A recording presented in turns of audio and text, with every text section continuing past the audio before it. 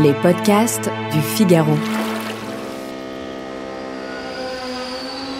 Prêt pour le décollage.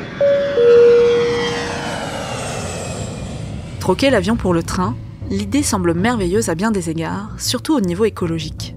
1000 km en train, c'est jusqu'à 75 fois moins d'émissions de gaz à effet de serre qu'en avion. C'est aussi une autre manière de voyager, plus lente, plus en lien avec son environnement.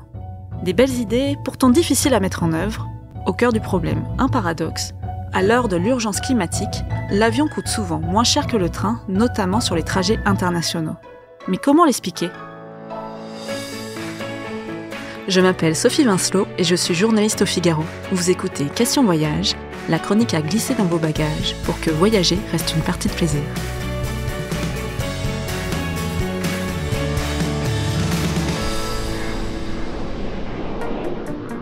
On a fait le comparatif, un Paris-Barcelone pour la dernière semaine d'août. Sans aucune réduction, le train, c'est quasiment 2 fois le prix du billet d'avion. Même constat sur d'autres lignes, comme Bordeaux-Amsterdam, 40 € de différence. Alors, pourquoi cet écart ?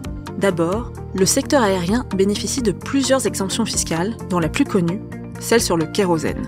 Ce carburant sert à alimenter les avions. C'est aussi le seul qui n'est pas taxé en France. En d'autres termes, cela vous coûtera plus cher de mettre 1 litre d'essence dans votre voiture que dans un avion. Cette exemption, elle existe depuis la Convention internationale de Chicago, signée en 1944. Elle s'applique à tous les vols internationaux. À l'époque, on veut favoriser le trafic aérien. Paris réussi, il a depuis explosé, au point qu'on se pose aujourd'hui la question de son impact. À cela, ajoutons une TVA réduite sur les vols nationaux, voire inexistante sur les vols internationaux. Contrairement au train, où une TVA de 10% s'applique en France. Et pas que. Quand on fait un trajet à l'étranger, les taxes des différents pays traversés s'additionnent, avec un résultat souvent en défaveur du consommateur. Il y a aussi les péages ferroviaires. Ce sont ces redevances que des opérateurs comme la SNCF vont devoir payer à des gestionnaires pour utiliser les rails. En France, cela représente jusqu'à 40% du prix du billet de train. Sans compter le fait que l'une des énergies utilisées par le train, à savoir l'électricité, a connu une hausse des prix, inflation oblige. Certes, au même titre que le kérosène, mais à nouveau, une différence entre les deux, l'électricité, elle, est taxée. Alors, que faire pour établir une équité et donc inciter les voyageurs à prendre plus le train ? Plusieurs pistes, déjà, repenser le yield management utilisé dans le ferroviaire. C'est quoi exactement ? C'est quand les prix varient en fonction de l'offre de train et de la demande des passagers. En clair, plus il y a de demande, plus c'est cher. Une autre idée, renforcer l'investissement public sur le ferroviaire. Le TGV, souvent considéré comme très cher, n'est pas subventionné par l'État.